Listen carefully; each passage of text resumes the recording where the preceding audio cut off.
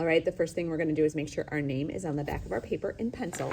We're gonna flip it over, and you should have collected your very own mixing plate of the primary colors, a brush that has a little bit more hair at the top that's bigger, and a skinnier brush with less hair, and your table will have a water cup to share.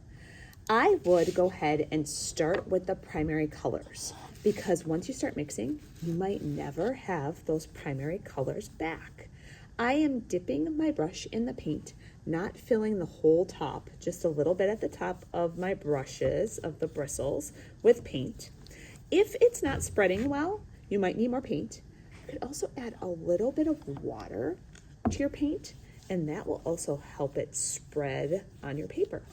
When you switch colors, make sure you're washing your brush really well. My brush is at the bottom of my cup. I rub it on the side. You could squeeze the water out. You could also get a paper towel to help you. Don't tap. That's gonna splatter your paint all over. I'm switching colors. Remember, you have to fill your whole paper today with color. It's okay if you're not painting a picture of something. It could be just colors or patterns. It could also be a picture of something, but maybe it doesn't look real because the colors are not what you need. I've got all three primary colors. I am just kind of painting on my paper. I'm not really thinking about what I'm painting, and I'm ready to mix. So remember, when you mix, I'm gonna start with my brush in a color. I've got a little bit of blue. I'm gonna bring that blue in between blue and yellow. I'm going to wash my brush before I get my next color. I'm gonna rub it on its side or squeeze that water out. I'm gonna grab a scoop of yellow, and I'm gonna mix right here in between the yellow and the blue. When yellow and blue mix, I get the color green. I have to have green on my paper, so I'm gonna make sure I get it on right away.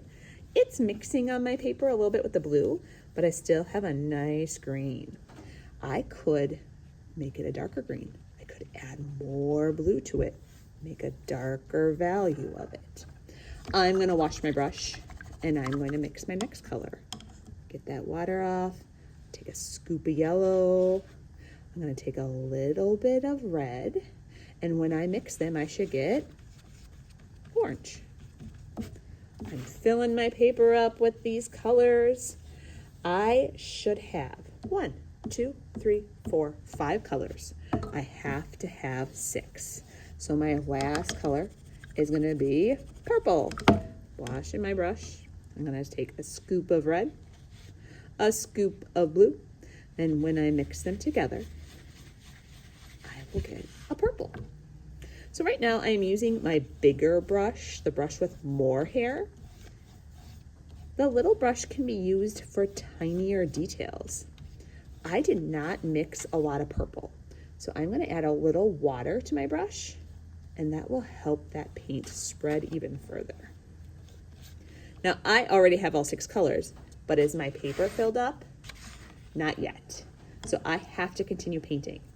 You can also layer your paints. So I still have all my colors on my plate.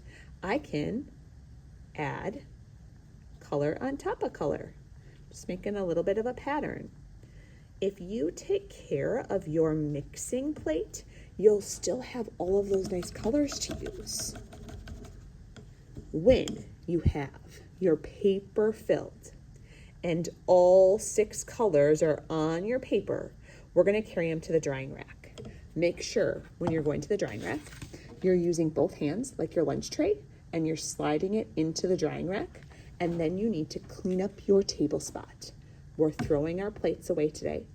We're washing our table with the rags at our table, and if you are the last one to use your water cup, you're gonna bring it to the store counter or the sink area where Miss Cleary has her tray to place them on.